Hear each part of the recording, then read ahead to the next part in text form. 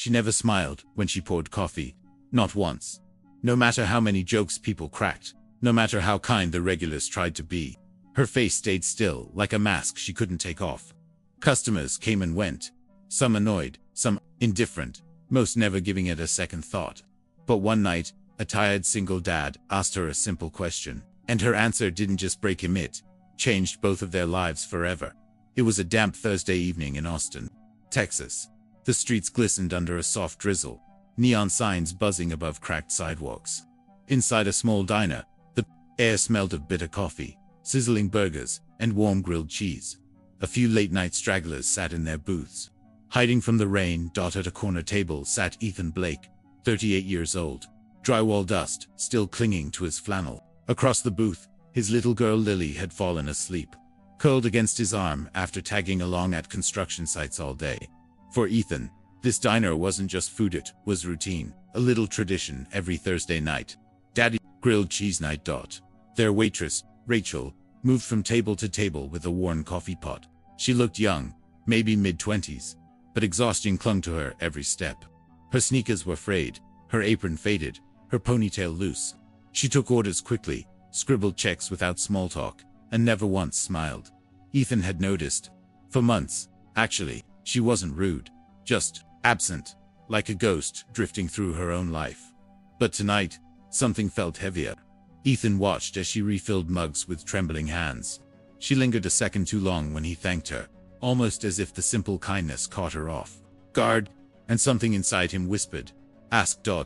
When Lily finally dozed off completely, Ethan looked up at Rachel as she came by again. His voice was soft, careful not to wake his daughter. "Can I ask you something?" Rachel blinked. "Ah, sure. Why don't you ever smile?" Ethan asked. His eyes weren't teasing. They were steady, kind, searching. Her hand froze mid-pour. The coffee trembled in the pot. She swallowed hard. "I'm sorry," she whispered. "I'll try to do better." "No," Ethan shook his head quickly. "That's not what I meant. I wasn't complaining. I just wondered if you're okay. You always look so sad, and you shouldn't have to carry that alone." Her throat tightened. For a moment, her eyes shone with something raw, something unspoken.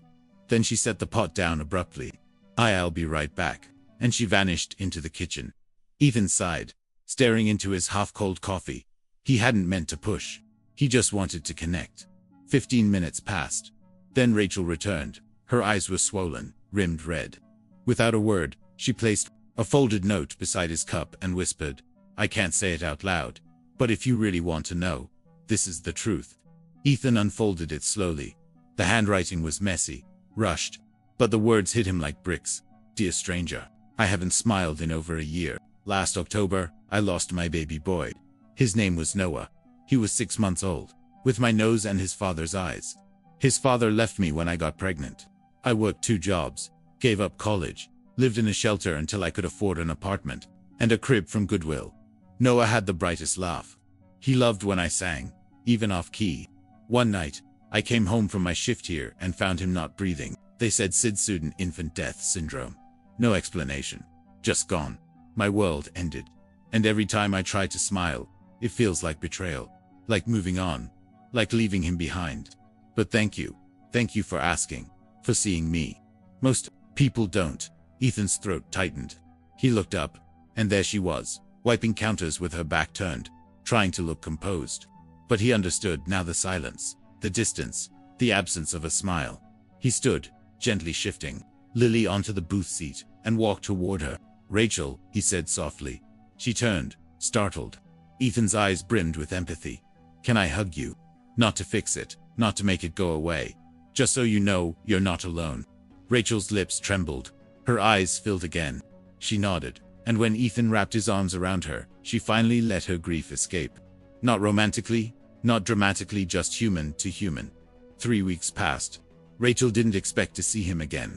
Most people would have disappeared after something that heavy. But Thursday night came, and there they were, Ethan and Lily, back at their booth. "Hi, Miss Rachel," Lily chirped, bouncing in her seat.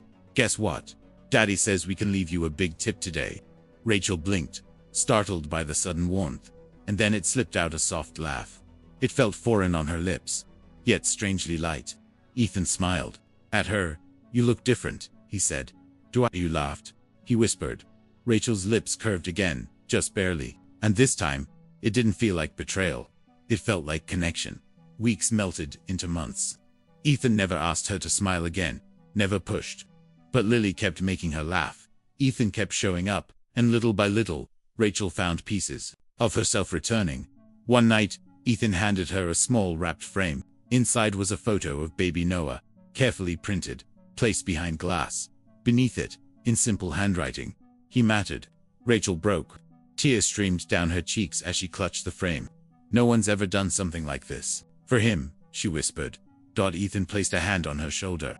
He matters to me now, too. Because you do. That photo stayed on the diner shelf, right beside the napkins and ketchup bottles. A reminder that grief doesn't vanish, it's just carried differently when shared. And as time went on, Thursday nights turned into dinners at Ethan's home. Playdates became picnics. Smiles became more natural. Laughter more frequent. Rachel would never forget Noah. But she no longer feared smiling, because she learned that living wasn't leaving him behind. It was honoring him by carrying his light forward. Sometimes the quietest people carry the loudest pain. And sometimes all it takes is one simple question to open the door to healing. If this story touched your heart, please like the video and subscribe to Stories That Stay. Let's keep spreading kindness, one story at a time.